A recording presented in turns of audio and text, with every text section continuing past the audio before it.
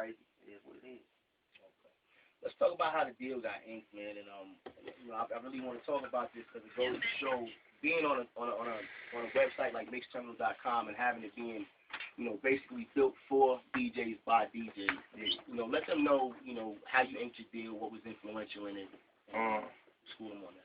I mean, like, it's been a long time coming, so it wasn't really one event that turned into me getting a deal. You know what I mean? It was just, the first thing was we just had a constant grind. You know what I mean? Like I said, after we got rated and all that, we was like, it's probably the best bet to just, go on and just do a artist deal with a major label instead of trying to continue to press the independent company right now. And we kind of tapped out. We fighting cases. We just got here. We took a loss, so it was kind of hard from the financial point to like fund everything. So, after that, we just started taking proactive steps toward it, man. Like, I got with a good management team, Steve Lobel and Big U. They plugged in the industry. They know everybody, so they started making shit happen for me. You know what I mean? I started making different type of records because as an independent artist, trying to capitalize on your region, you make different type of music. Then as an artist that's trying to be national from east to west, top to bottom. You know what I mean? So I started making different type of records with the goal in mind of, getting a major deal and all that. Felly Phil was instrumental. He started playing my mixtape records on Power 106. That's what I was getting to. I was alluding to the whole Felly Phil situation. Yeah, Steve Lobel introduced me to Felly and put the CD in his hand like, this nigga hot, man. Felly like, y'all been hearing his name, let me hear the record. So they played Bullets Ain't Got No Names. That's the record that's on this mixtape as well. And we got to get that song in. I know you got some joints that you want to hit, but we got to get that sometime in the show. Yeah, we'll play the Bullets for sure. But, they played that on the radio. That's like a street record. That wasn't like a radio formatted type record or none of that. But it just got like, it made the phone start ringing. Like Capitol was calling Def Jam, Epic. We ended up signing with Epic, Interscope. We took meetings with everybody, you feel me? And it was just like the best fit to go with Epic for more than one reason. Yeah. And that's another thing. The reason why I alluded to that, y'all, everybody out there on mixterminal.com, like Nipsey said, Felly Phil went in on the actual street track that you wouldn't normally hear played over, commercial radio airwaves. And the thing is that, mixterminal.com built for DJs by DJs. As a DJ, you have the power to make and break records. You have the power to introduce artists to the world. This is your influence. This is your power. And this is why you are a DJ. You DJs that are out there, man, if you have, in your market, jump out on a local that you have faith in, jump out on a local that you believe in, spin their records, you know what I'm saying, and then make sure you're logged into mixterminal.com. Use this as a forum to put your artists out there, or artists that you believe in confidently. So this is what we're here for at mixterminal.com. We're going to get into some more music in a little bit, but please feel free, get in the chat room, ask some questions. Let's see, we got an official question. What is the official single? The official single, the first single was Hussle in the House. That's the street record. The official single we picking. It's out of 3 records right now. You know what I mean? We're going to play it for y'all DJs too. Y'all can give us y'all input. It's one record we got with Lloyd. It's called You Gotta Take It. It's not a R&B female type record. It's like a real street, you know what I'm saying, concrete record. My nigga Lloyd laced the hook and killed it. Then we got another record that we talking about getting either Bobby Valentino or Sierra on the hook. We ain't made it official just yet. It's called We Could Rich Roll. We got another record called Let's Talk Money. So we gonna see how we do with this first Hussle in the House record. It's still growing. People still loving the record, so we ain't gonna rush to the next single. Now this is the joint with the crisscross sample. Yeah, with the crisscross sample. This song goes so hard. I remember the first time I actually heard the song, it was on Sirius Satellite Radio. And when I heard it, I was driving. It was like, are you playing the song, or is this a? And then when it comes in, the production is just crazy. Your lyrics, man, like your delivery, everything from A to Z is tight in every aspect of the song. Appreciate like, you, man, we appreciate joints like that, which leads me into this next thing, the state of hip hop right now. Yeah. And I know, artists and aspiring artists and established artists get asked this all the time. Yeah. What's your opinion on it? How you feel about hip hop right now? I'll just leave it at that. I won't ask nothing specific. I feel like hip hop is changing. Like, you know what I mean? Hip-hop is where America is. Like, you know what I mean? Coming out that bullshit, America was looking for change. You know what I mean? So I feel hip-hop is in the same era. Like, it became so commercial and so much of a product, in my opinion, that people was kind of like missing the music and missing the art of it. So I think that it's going to take a turn with this next generation of artists like myself, like new niggas coming from the West, new niggas coming from the East.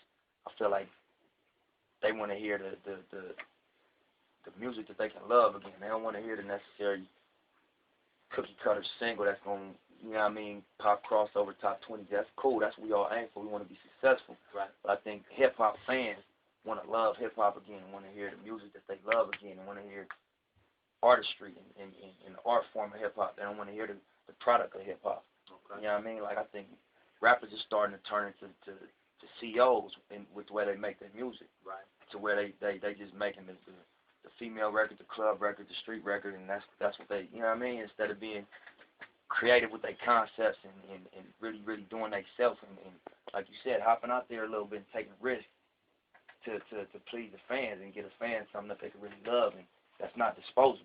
That they can hold on to for the next 10 years and add to their collection as a project. And that's what my album, that's what I aim to do with my project. Okay. I got a question from one of our mixed terminal people that are long gone right now, Francois. You've asking, where's the West Coast headed? Because the West has been rapping about gang life for like 20 years other than groups like Farside. He wants to know what's your approach, how is your approach different? Yeah. Well, I feel like, you know, I'm a street dude from LA, man, so for me to not rap about the culture of the streets, it wouldn't connect with who I am and my fans, you know what I mean, my immediate fans.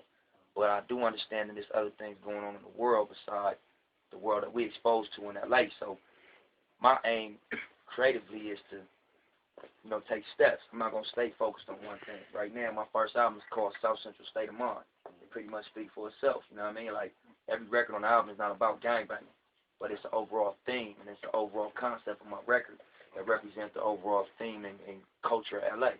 And where I come from in LA, it's a gang mentality. New York got a hip hop culture.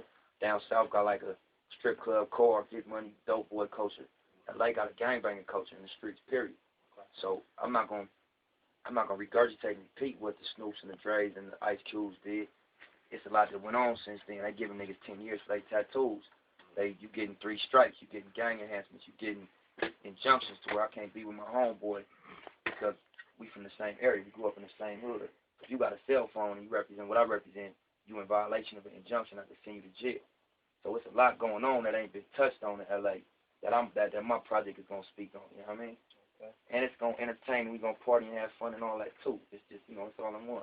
That's what's up. You got a release date or I mean, we tentatively between June and September this summer 2009. Okay. It's all based on how the single do before we set the date, but you know what I mean, it's coming out this summer for sure. Okay, and that South Central State of Mind is the name of the album. No Watch out for that joint right there.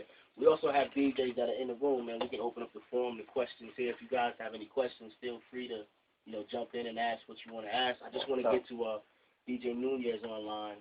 What inspires you with your music, life experience, or what would you like to see happen with your music? What inspires me with my music, number 1, life experience. Number 2, the actual music. When I hear the beat, you know what I mean? It kind of like the texture and the feel of the music dictate where I go with it and all that. You know, I would like to see my music, number 1, inform people and educate motherfuckers, entertain people. You know, kind of like I want to give people a mind state and a code. Like, you know what I mean? Like, I feel like in the streets especially, like, niggas used to have some type of code, some type of morals they followed. I feel like where we at now is just like anything goes. Homie, it ain't no real set standard of what a real nigga's about and what a real nigga should and shouldn't do. And I feel based on us coming from a generation where everybody older than us, immediately 3 or 4 years older than us, was victims of the prison industry. Everybody locked up and everybody in jail. So we was the generation that came up without nobody really guiding us and telling us right from wrong. We just was out there doing what we want to, every man for themselves. So I feel like through my music, I kind of want to lay a foundation and a guideline to the young niggas, like it's still codes and it's still rules to this shit. You niggas ain't just out here, every man for himself, gung-ho on some whatever shit, you feel me? So, you know, yeah. Are there any questions inside the room for Nipsey? Before we get back to some music, we're going to get some more music off of Nipsey Hussle. Ain't Got No Name, Volume 2. It's the mixtape. You can catch that right now on mixterminal.com. But we are going to get into some more music. Any questions in the room? No, so we're going to hear the single. We're going to hear the single today? Yeah, I think we got to go on the single. Yeah, I'll play the single. No questions. That's what you? No, yeah, we're going to get into that in a little bit. We got like 2 more tracks we want to get into. And then the single. So, is there a question back here? On your tour, man, how many other dates are you doing? You said this was your 16th? This is the 16th show we did. We've been on tour for like 20 days. We're doing a total of 38 shows.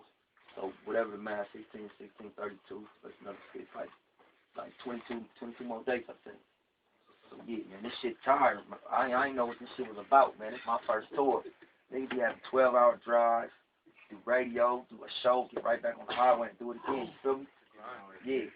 But, you know, connecting with the fans every time. I can feel it when I get on stage. They singing the lyrics, they going crazy. So it's worth it to me. You feel me? Alright, well, we live right now in the studio with my man Nipsey Hussle. We're going to get back to some more music. We might even play the single in this segment, y'all. Make sure y'all keep it locked right here. Get online with your comments. Get in the chat room. Ask any question of Nipsey that y'all want. And Denver, if you're tuned in right now, the big show goes down at the Ogden tonight. We got Nipsey Hussle in the studio. We're on mixterminal.com. Let's keep it moving. Yeah.